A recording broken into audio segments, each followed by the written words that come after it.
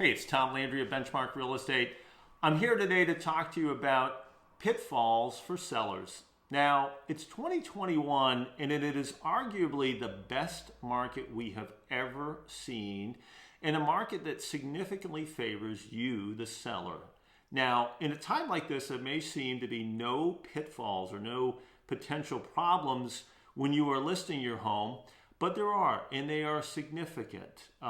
Most of them can be avoided by making the first right decision, by having a trusted professional realtor who is very active in your neighborhood. That is a critical component of this. It will not only help you determine the best price, but also their presence in the market will then send a message that you have listed with the best possible agent and are taking the sale serious.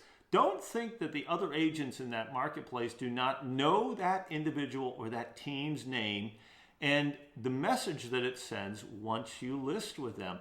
They will take that serious and they will bring their best offers when you list. So critically important, and the first thing out of the gate is choose the most respected and accomplished agent in your area. The second thing is making sure that you don't list too high.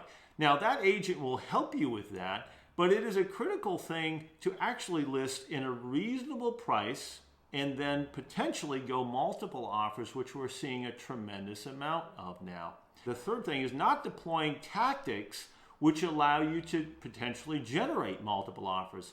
We employ something at Benchmark and my team, which is called delayed acceptance. We list properties earlier in the week, where you can then have a better chance of people from out of state, which is usually in bigger markets than ours, to be able to see those properties and potentially come up to see them over a weekend or have their agents come and see them. Now, we have 7 days of showings typically, and we collect or call for offers in about that 7th day. This allows us to make sure we're getting the best buyer and not just the first buyer. And often, that buyer is from a larger metropolitan market and needs a little bit of time to navigate getting up here or seeing the property. The next thing is believing the market will continue to go up. And this is partially that inaction. We have all seen markets go up and go down. I was in the industry prior to the 2008 crash. And I know folks would wish they had sold in 2006, had waited too long, and actually wound up selling for less after that 2008 crash. And not until very recently, in the last several years, have our numbers gone up over those last peaks of those times. So markets go up and down, and waiting and having an action prevent you from listing is one of those big mistakes. The final one is choosing to sell on your own.